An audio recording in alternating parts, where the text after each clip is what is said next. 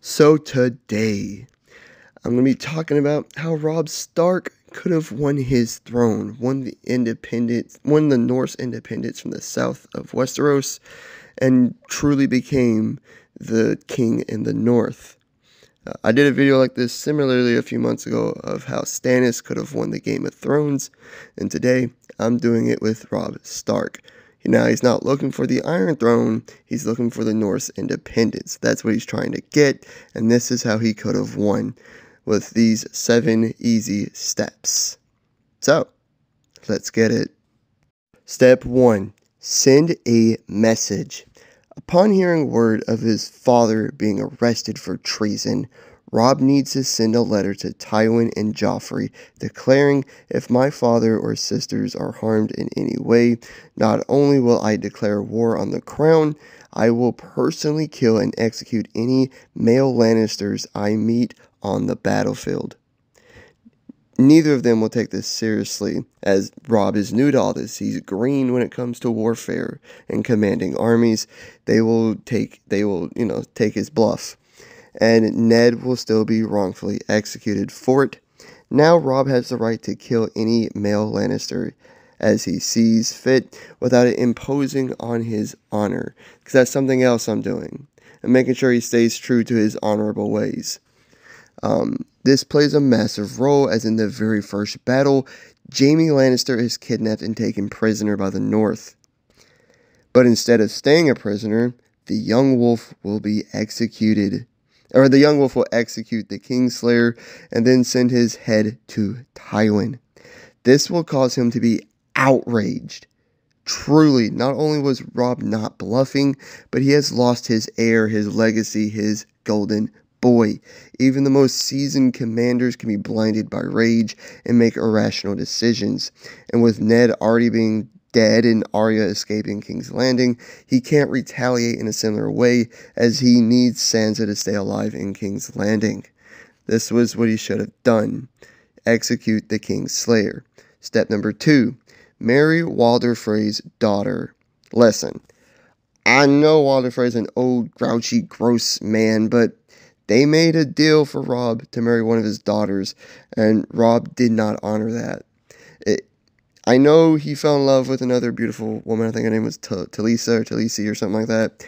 I know his heart wasn't in this deal, but the Freys are needed, and Walder was clearly not satisfied with Edmure Tully taking his place. He absolutely needed the Freys on his side, and this keeps the Red Wedding from happening, because Roose Bolton wouldn't have gone through with it without the Freys. It's an icky situation, but it's an icky situation that has to be done. Step number 3, send Mama Catelyn home. Listen, at first, Catelyn was crucial for Robb because she was necessary in establishing alliances. If Stannis hadn't used the Shadow Demon to kill Renly, a united army under Robb and Renly would have probably been unbeatable. She was crucial at first. She eventually became a burden because she's a mother before she's anything else, and her motherly instincts is what led her to deciding that letting Jaime go was the best way to reunite her with her daughters. And this was a devastating blow to Robb's efforts. I know in this scenario Jaime was executed, but Catelyn definitely would have been against it, as she would have seen what she would have thought to be her fastest way of saving her daughters just die, gone. This would lead to bitterness between them, and I'm sure Catelyn probably would have done something else drastic to save her daughters. Send her home. She could be more useful at Winterfell anyways. Step number 4. Don't execute Lord Rickard Karstark. This is just a given. No, Lannister children shouldn't be murdered for what Tywin has done. Yes, Karstark should have been punished, but couldn't have just waited until after the war. And if he dies during it, then what's it matter? The Karstarks was a big chunk of Robb's army, and when he did this, they all went home, just abandoning him, okay? This greatly dwindles his numbers. Don't kill this man, at least not yet. Step number 5. Don't send Theon to the Iron Islands. don't be stupid. Just don't do it. Again, this is a given. Everyone in the entire realm knows Balon Greyjoy is a bitter old man who holds grudges like how a child holds on to his or her toys. I know Robb's never met the man, but he's heard the stories of the Greyjoy Rebellion and should have just known better. Besides, Theon's a capable warrior and could have been useful on the battlefield. So, step number 6, spend the Boltons. The Starks and the Boltons have a, let's say, heated past that dates back centuries, if not more. The only reason Roose joined Robb's war was because he had to. He could have been executed for treason if he didn't. And when he showed up with like the biggest chunk of the Northern Army, Robb should have been suspicious. Sus should have been thrown, okay? Because at any point, the Boltons could have taken over the rest of Robb's army with just sheer numbers. So with that suspicion, he needs to spend those numbers on the battlefield. You have them. Use them. They have this heated past that dates back centuries. You know you can't trust him. He's not going to stay loyal to you just because he's one of your bannermen. Use his numbers and decrease those odds of him betraying you. I'm just saying. Moving on to step number 7. The final step is to align with the Martells and the Baratheons. Starting with the Martells, because there's not much to talk about here. They're not BFS, but they do have a common enemy, and a deal can be made there. The Baratheons, on the other hand, are the much bigger matter here. They can provide the better army and whatnot. So, you have Stannis or Renly. Renly is more ideal as he has a much bigger army with more wealth and resources due to the Tyrells. He's also, like, kinda okay with the North separating as their own nation/kingdom. He's not, like, against it. He can work with it. And all you gotta do is protect him from a shadow demon that no one knows is coming. Right. So, Stannis. He would be a better ally in terms of him being one of the best military commanders in the realm, and following Renly's death, he gains the rest of the Baratheon forces. He also has a Red Priest on his side, so that's good, right? However, Stannis is completely against the North separating from the realm. He seems to kind of hate the Starks as well, probably some jealousy between his older brother, Robert, and Ned. But they do have a common enemy. Maybe a temporary truce can be made. An enemy of my enemy is my friend kind of thing. Stannis will come for his 7th kingdom, but he won't lie about it or try to stab Robb in the back for it. He'll let him know right from the start, and he'll just wait until later on after the War of the Five Kings. Now, if you had followed all those steps, this leads us to the Battle of Blackwater Bay. All Robb and Stannis have to do is just coordinate their forces. After Renly's death, the Tyrells booked it back to Highgarden. Realizing it's very likely Tywin would have made a proposal to them, all the North would have to do is lay siege to Highgarden while Stannis attacked King's Landing. This leaves Tywin with 2 options.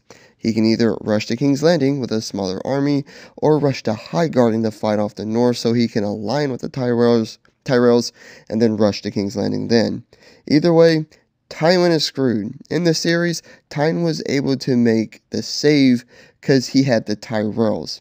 If he didn't think he would need their help, he wouldn't have asked for it, but he did think he needed their help. So he asked for it and he got it. He didn't think he could save King's Landing with just his own forces.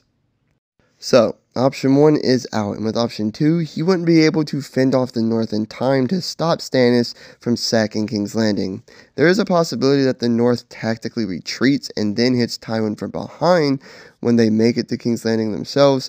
Either way, Tywin loses. Upon their victory, Robb must return to Winterfell. He knows Stannis is coming for his 7th kingdom, and the best way to deal with him is for Robb to return to his highly defendable castle he calls home to force Stannis to march his troops into the cold, harsh north. Hitler and Napoleon are 2 real-life examples of what happens when you send troops to a winter wasteland with no experience fighting in that environment against an enemy who has perfected it. Spoiler alert, they both failed. Not to mention, Stannis knows of the threat that's coming from beyond the wall due to the Red Priest, Melisandre. And then, what are they both going to do when Dany shows up with her 3 dragons and her own army? There's not much they can do about her 3 flying nuclear bombs. However, when she gets there, she'll probably just gun it for the Iron Throne and take out Stannis. Not much he can do, as he won't be prepared for her attacks and have no defense against the dragons, and Dany will take the Iron Throne. Now, Robb's only hope here is that a forced alliance with her against the ice zombies will create some mutual respect between them, which might cause Dany to be okay with the Norse independence with some negotiating. And with no one there to kill Missandei or any of her dragons, Dany might not go off the rails mentally, you know what I'm saying?